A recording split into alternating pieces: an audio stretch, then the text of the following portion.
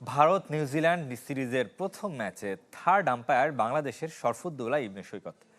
বাংলাদেশ দল যখন বিশ্বকাপ খেলতে না যাওয়ার ঘোষণা দিয়েছে, ঠিক তখনই বাংলাদেশে একমাত্র এলিট প্যানেল আম্পায়ারের ভারতে যাওয়া নিয়ে চলছে আলোচনা সমালোচনা।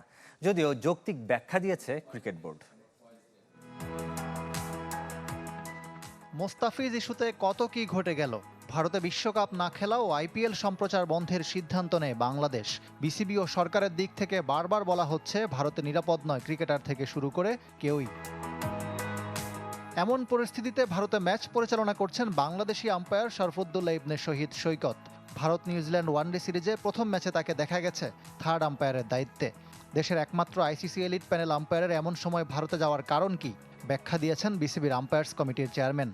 এলিট প্যানেল আম্পায়ার তো আপনি জানেন যে কোনো সময় যে কেউ কল করতে পারে। সো সেটা হচ্ছে basically the contract between ICC and elite panel umpire. Cricket বোর্ডের এখানে কোনো এনওসি দেওয়ার কোনো অপরচুনিটি নেই।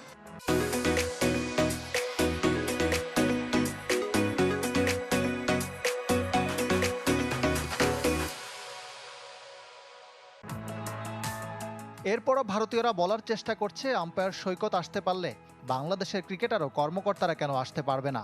এমন আলোচনা উস্কে দিচ্ছে দেশটির গণমাধ্যম। তবে বিসিবির ব্যাখ্যা পরিষ্কার, বোর্ডের অধীনে থাকা ম্যাচ অফিসিয়ালরা ভারতে যাবেন না। আইসিসি প্যানেলে যারা, তাদের ব্যাপারে সিদ্ধান্ত নেওয়ার এখতিয়ার নেই ক্রিকেট বোর্ডের। যাদের ডাকবে তাদের অ্যাকচুয়ালি নিজেদের এটার যদি এখন আমাদের রেসপন্সিবিলিটি হতো যদি আমাদের এনওসি দিতে হতো, কিন্তু আমাদের তো এখানে উই আর নট বাউন্ড এটার জন্য। তো ইট ইজ ভেরি সিম্পল, ওনারা ইচ্ছা করলে they have to decide, not Bangladesh cricket board. বিশ্বকাপের সৈকতের পাশাপাশি আইসিসি আন্তর্জাতিক প্যানেলের গাজী সোহেলও আম্পায়ারিং করতে পারেন। আইসিসির সাথে চুক্তিবদ্ধ থাকায় যে কোনো দেশে যেতে তারা বাধ্য। ইকরাম হোসাইন, চ্যানেল 24, ঢাকা।